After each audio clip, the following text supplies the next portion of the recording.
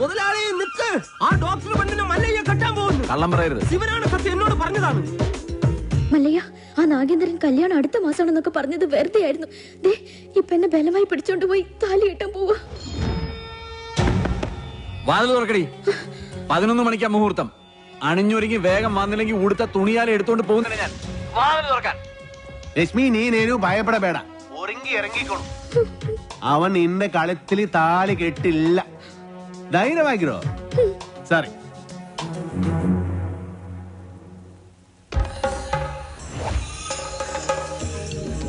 ഏടാ ദശമുല കണ്ടു കാണുമെന്തോ ശിവനെ.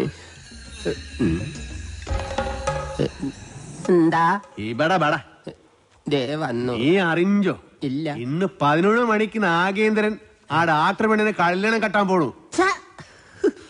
ഇനി നമ്മൾ എന്ത് ചെയ്യുമല്ലയ്യ? നീ ഒന്നും ചെയ്യണ്ട, നാ ചെയ്തു. നാഗേന്ദ്രന്റെ എല്ലാ കാറിലും ഞാൻ ബോംബ് വെച്ചു. 10:30 മണിക്ക് പോട്ടു. നന്നായി. നിൻಗೆ ನನ್ ಬಗ್ಗೆ ಗೊತ್ತಿಲ್ಲ ನನ್ ಹಂದಿ ಮಗನೇ. ബോംബ് വച്ചത് മാത്രമല്ല, കണ്ണടയിൽ എന്തോ ഗൊത്താരാണ് പ്ലാൻ. ശിവനെ, ഞാൻ ചെല്ലുന്നതിന് മുമ്പെങ്ങാനും ബോംബ് പൊട്ടിയ മുതലാളിയുടെ ഇറച്ചി കഷ്ണം കാക്ക കൊത്തിക്കൊണ്ട് പോവേ ഉള്ളു. മാറകാളെ അക്കന്മാരെ ദഹിപ്പിക്കാനുള്ള വെറുതും കൊണ്ടുപോകണം.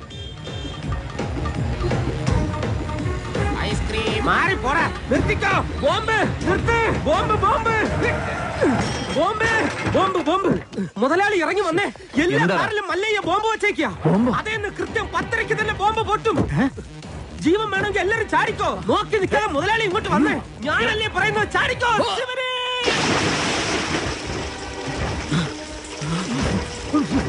തലയിലേക്ക് ചാടല്ലടാ. ഇപ്പൊ പൊട്ടു മുതലാളി, വെയിറ്റ് ചെയ്യും. ചാടാൻ വേണ്ടി മല്ലയ്യ വരുന്നുണ്ട്.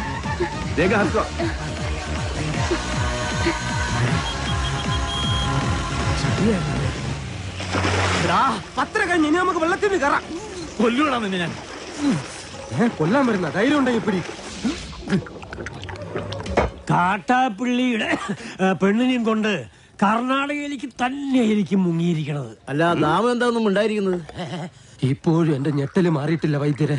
വെള്ളത്തിൽ ഞാൻ മുങ്ങിയതിനു ശേഷം അമ്പലക്കുളത്തിൽ ആന ഇറങ്ങിയതുപോലെ കാട്ടാപ്പള്ളി വെള്ളം ഒന്ന് കലക്കി മറിച്ച് നോക്കി. അപ്പോഴെങ്ങാനും എന്നെ അദ്ദേഹത്തിന്റെ കൈ കിട്ടിയിരുന്നെങ്കിൽ എന്റെ ശിവനെ, എന്നെ എവിടെ വെച്ച് കണ്ടാലും വെട്ടിക്കൊല്ലാനോ അയാൾ ഓർഡർ ഇട്ടേക്കുന്നത്. അങ്ങനെ പേടിച്ചു പോകുന്നവനൊന്നും അല്ല ഞാൻ. എന്നാലും വെറുതെ ചോദിക്കാം, ഈ കോയമ്പത്തൂർക്കുള്ള ബസ് പോയാലോ?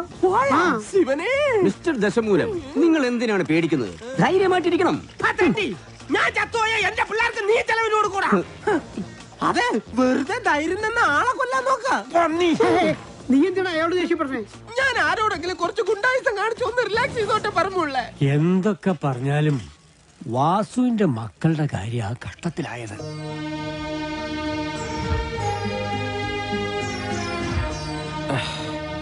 മല്ലയെ ഇങ്ങനെ ഒരു ചതി ചെയ്യുമെന്ന് എനിക്ക് വിശ്വസിക്കാൻ പറ്റുന്നില്ല. ഇത്രയും നാൾ കേട്ടതൊക്കെ വെറും കെട്ടുകഥകളാണെന്നാണ് ഞാൻ കരുതിയത്. പക്ഷേ ഇപ്പോ എന്റെ മക്കളുടെ ജീവിതം അവന്മാർ തകർത്തത്.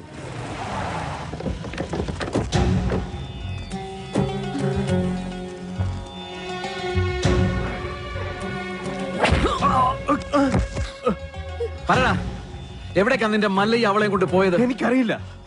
അറിയില്ലേ? എങ്കിൽ പിന്നെ നിന്റെ ശവം കാണാൻ അവൻ വരുമെന്നോ? അവനൊന്നും ചെയ്യരുത്. അവൻ അറിയില്ല. മല്ലയ്യ നമ്മളെയെല്ലാം ഒരുപോലെ ചതിച്ചവനാ. പണ്ടും അവൻ ചതിച്ചിട്ടുണ്ട്.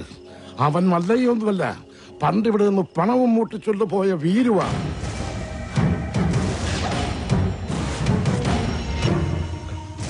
സത്യാണ് ആശാനെ.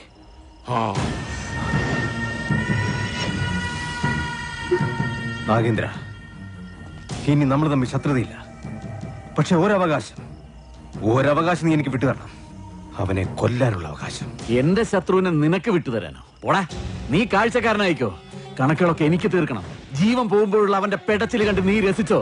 ഇനി അവൻ രക്ഷപ്പെടില്ല. ഏത് മാളത്തിൽ പോയി ഒളിച്ചാലും ഈ നാഗേന്ദ്രൻ അവനെ പൊക്കിയിരിക്കും. പോടാ.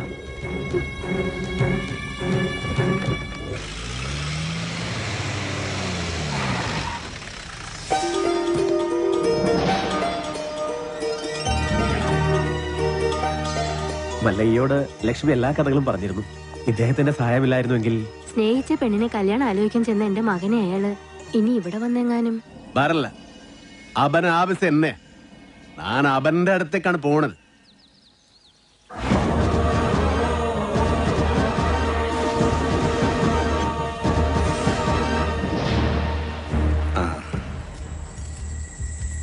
അച്ഛനാ, വളരെയധികം നന്ദിയുണ്ട് മല്ലയ്യ.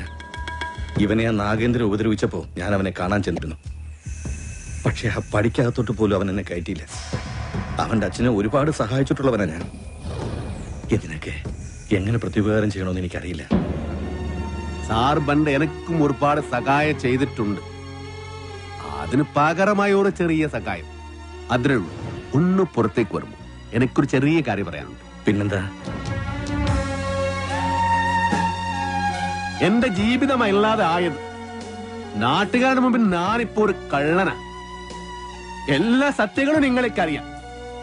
ഇഷ്ടകാലമായില്ല സാറേ, ഇനിയെങ്കിലും പറയൂ.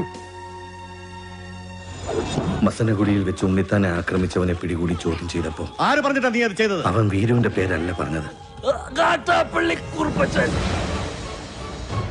സാർ, രക്ഷിക്കണം. എന്ത് വേണമെങ്കിലും ചെയ്യാൻ ഞാൻ. ഉണ്ണിത്താനോട് കൂറുള്ള ഏതോ പോലീസുകാരൻ ആ സത്യം ഉണ്ണിത്താനെ അറിയിച്ചു. കൂടെ നടന്നിട്ട് ചതിക്കായിരുന്നില്ലടാ. ലാഭം കിട്ടുന്ന വകയിൽ ന്യായമായ പങ്ക് തന്നില്ലെങ്കിൽ നീ ചതിക്കൂടാ എന്ന് ഞാൻ നിനക്ക് കൂടുതലേ തന്നിട്ടുള്ളൂ. കണക്ക് പ്രകാരം എനിക്ക് ഇനിയും കൂടുതലേ കിട്ടാനുള്ളൂ. കുറുപ്പച്ചാ വേണ്ട, ഇത് നാട്ടുകാരുടെ പണമാ. ആ ദുഡിൻ പെട്ടി ഏറ്റുകൊണ്ട് ഓടൂ. ഓടിപ്പിടോ.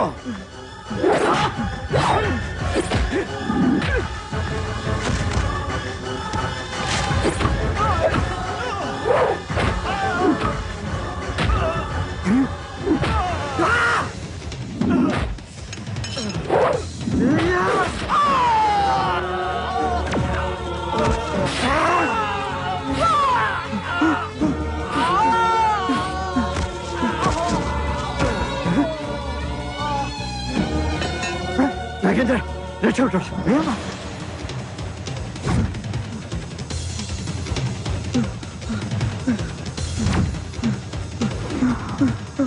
കാട്ടാപ്പള്ളി കുറുപ്പച്ചന്റെ മകൻ നാഗേന്ദ്രന് ഉണ്ണിത്താനെ വെട്ടിയത്. മകനെ രക്ഷിക്കാൻ അന്ന് തന്നെ കുറുപ്പച്ചൻ എന്നെ വന്ന് കണ്ടു. പിറ്റേന്ന് തെളിവെടുപ്പിനായി നിന്നെ കൊണ്ടുവന്നപ്പോ വാങ്ങിച്ച പണത്തിന്റെ നന്ദി എനിക്ക് കാണിക്കേണ്ടി വന്നു. പണം മോഷ്ടിക്കാൻ വേണ്ടിയല്ലേ നീ ഉണ്ണിത്താനെ വെട്ടിയത്? നീ മുഗ്ധ തന്നെ, അത് തന്നെ ഞാൻ കേളിതു. ഈ പരിസരത്ത് തന്നെയല്ലേ ആ പണം ഒളിപ്പിച്ചു വെച്ചിരിക്കുന്നത്?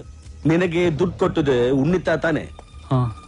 ആ കുറുപ്പച്ചന്റെ കയ്യിൽ തന്നെയാ ആ പണം ചെന്നെത്തിയത്. പക്ഷേ തൊണ്ടി മുതലുമായി നീ കടന്നു കളഞ്ഞു എന്നാ ഞങ്ങൾ നാട്ടിൽ പറഞ്ഞു പരത്തിയത്. ആളുകൾ കേൾക്കിയൊന്നും നിന്നോട് മറ്റൊരു രീതി ചോദിച്ചു. നിന്റെ തലയിൽ ആ കുറ്റം ചാർത്തിയത് ഞാൻ തന്നെയാ. ഈ സത്യം ഞാൻ എവിടെ വേണമെങ്കിലും ബോധിപ്പിക്കാം.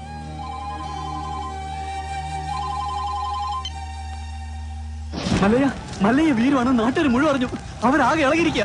നമ്മുടെ ബംഗ്ലാവിനോർ കല്ലെറിഞ്ഞു. ഇപ്പൊ ഇതാ തോട്ടത്തിൽ ഷെഡും കത്തിച്ചു.